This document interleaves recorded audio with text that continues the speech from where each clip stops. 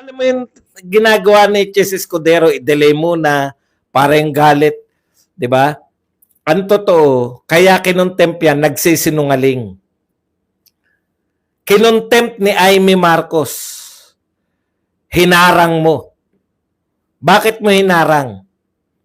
O, kita nyo ngayon, bakit niya kinontempt? Napatunayan niya yung sinasabi na nagsisinungaling. Hindi maipaliwanag yung sagot eh. Alam mo, mali, yan po ang pinakamali mong ginagawa, Chess Escudero. Yung masyado kang, an tawag doon? Dapat sinusuportahan mo, mali man o tama, yung mga ginawa ng tauhan mo, doon ka pa rin, as a leader, no? Lagi ang pagkampi mo sa yung nasasakupan, sa yung pinamumunuan. Ganun po yung leader. No? Kita mo si Tatay Digong ngayon. Nakakulong siya ngayon dahil siya yung leader niyan eh.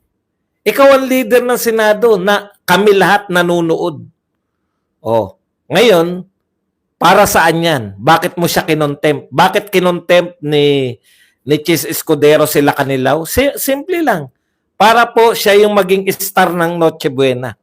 O, di ba? Ngayon ano po lumalabas ngayon? Wala na pong Amy Marcos na nag-contempt. Ang nakalagay na po, Ambassador Lacanilaw in Senate custody. Ngayon, ang nakalagay na po sa balita, siya na po ang bida. Wala na pong Amy Marcos na sinasabi. In a statement, Escudero's office said the copy of order was sent. Yan. Special Envoy Marcos Lacanilaw is now on the custody of the Senate. This is in pursuant to an order issued by Senate President Chis Escudero on Monday. So siya na po ngayon na nag-order. Hindi na po si Amy Marcos. Alam niyo yun? Gusto niya siya yung bida eh. Gusto niya siya yung nagsabi na kinukontempt kita. Samantalang narinig ng buong Pilipinas na ang nagpakontempt kay Lacanilaw si Amy Marcos. Yung mga ganyang bagay, ikukontempt mo rin naman pala, pinahaba mo pa. Siguro tinatantyan ni Chess Escudero kung ang mga tao ba ay magagalit sa kanya o hindi. Kung ito bang sila Kanilaw ay pwedeng i-contempt, baka nagpaalam pa sa amo. Mahirap talaga yung nangangamuhan, no, Chess, no? Ang linaw naman po. Hindi ka ba nanood ng hearing? Kami nga nanood eh. Ikaw hindi ka nanood, hindi mo nakita na nagsisinungaling si Lacanilaw? O ngayon, ano po dahilan niya? Bakit niya kinontempt? Hindi maipaliwanag ng maayos ni Lacanilaw kung bakit hindi siya dapat i-contempt. Sa madaling salita, inaayunan niya yung original na dahilan ng pagkakakontempt ni Lacanilaw. Oh. Yun lang po yun. Gusto niya maging star. Gusto niya lumabas sa mga balita na siya yung nag-order. Siya po yung nag-order. Chis Escudero ang nag-order para makulong ng 2 araw. Biruin mo, 2 araw lang. Yung tao na yan ang pinuno ng pagdadala. Siya po yung naatasan. Yan tao na yan, siya yung naatasan na mag-escort kay Tatay Digong at pumirma sa mga ICC document para patunayan na si Tatay Digong ay dumaan sa tamang proseso. Yun lang, 2 days lang. 2 days lang yung makukulong siya. Tapos si Tatay Digong, kulong na ngayon, 1 buwan na mahigit, 40 days na nakakulong si Tatay Digong. Sa bagay, balang araw, no? Meron pong pagtutuos.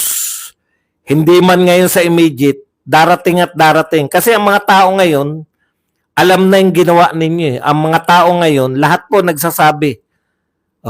Kahit nga yung Supreme Court Justice na si Adolf Ascuna, sinasabi niya, tama naman, yung warrant of arrest. Ang mali, yung hindi ninyo iniharap si Tatay Digong sa local court. Tama yung warrant of arrest, pero ang mali yung pagsusurrender ninyo kay Tatay Digong diretso sa ICC.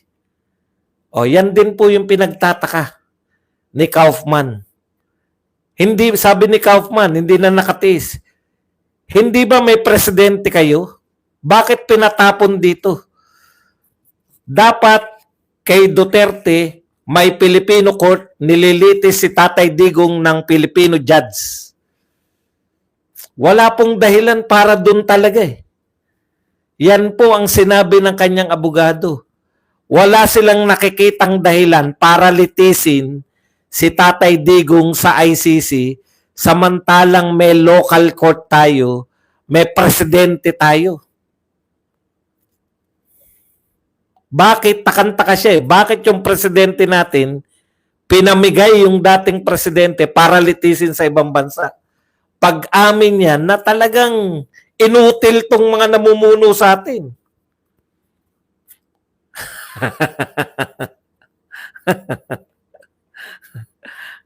Opo, totoo yan.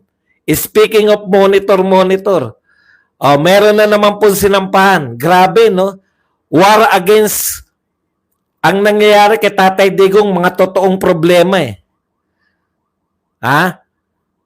Sa totoo lang po, nung presidente si Tatay Digong, kaya siya minahal ng tao, mga totoong problema yung nilulutas niya. War on drugs, totoong problema. NTF-ELCAC, National Task Force to End Local Communist Insurgency. Totoo po yun. 50 years na problema ng Pilipinas yan. Gustong lutasin ni Tatay Digong. Mga totoong problemang nilulutas. O dito po, NBI, muling nagsampa ng kaso. Sinampahan po ng reklamo ang 4 na namang vlogger. Diyos ko, kahit po, no? Tapos, ibabalita na po yan lahat. Ayan na, sinasampahan na kayo ng kaso. Alam niyo po, una, wala pa tayong batas against fake news. Ano po yung kakaso nyo ron? Kung fake news yung batayan nyo ng ikinakaso nyo. Bakit po nakatutok kayo sa vlogger? Yun yung pinoproblema namin eh. Dahil vlogger ako.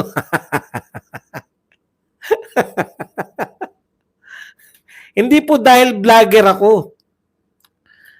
War against fake news. Wala pong, ang solusyon po, ibig sabihin, matagal na po. Panahon po ni Tatay Digong, may mga tumitira din po kay Tatay Digong. May mga fake news din po kay Tatay Digong. Pero wala pong epekto yan dahil nagtatrabaho si Tatay Digong. Nilulutas niya yung mga tunay na problema. Kaya kahit na anong fake news nyo kay Tatay Digong, teka pala, ano ba yung pinipake news dito sa presidente na to? Kayo gigil na gigil. O kaugnay po yan ng mga splice daw po.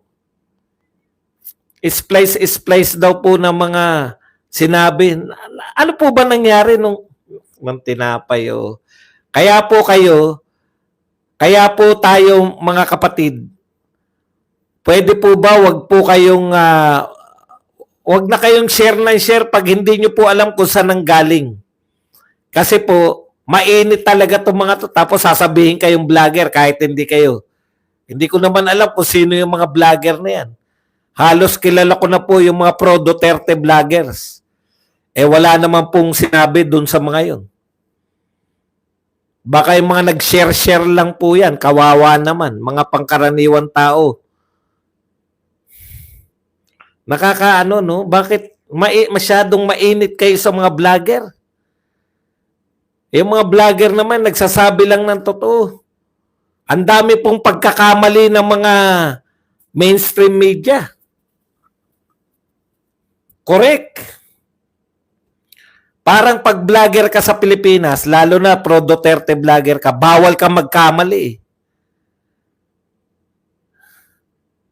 'Di ba? Kinakailangan, alam mo kagad kung fake news o hindi. Naglipa na po yan. Pag sinare mo ba yan? Okay. Nakakaawa po, no? Kasi hindi ko maintindihan kung pag dinamdam mo talaga yung mga ginagawa nitong mga to. Si Claire, si Auntie Claire po, kailan nyo po huhulihin? Nagsabi siya, fake news peddler si Roque. Yun po ba ay news, yun po ba ay katotohanan o opinion niya lang? Ang pagkakaiba, PCO siya. O eto ngayon, taga-gobyerno siya. Pero mo sasabihin mo, mamaliitin mo yung mga krimen, isolated lang daw yan. Napakarami namang isolated na yan. Tignan nyo po yung sinasabing isolated, isa-isahin po natin. Ngayon lang pong araw na to. Ano-ano po yung mga isolated crime? Meron pong Korean, meron pong Koreano na napatay. Ayun pala hinablot lang ng laban. Yan. Allergic yan mga yan sa mga nanlaban eto pa po. 5 empleyado ng isang panaderia. Yan, namasaker sa Antipolo. Alam niyo po, nung panahon ni Duterte, wala na po itong massacre na to. Pinutukan po sa SJDM, anong tawag doon? Iced tea? Hindi, may tawag doon sa iniinuman nila. Balita yan, Auntie Claire. Baka, ito po, 5 lang nakalagay rito sa DCRH DCRH, kulang kayo Ayan po, balita po, dumating na yung family ng napatay na Korean.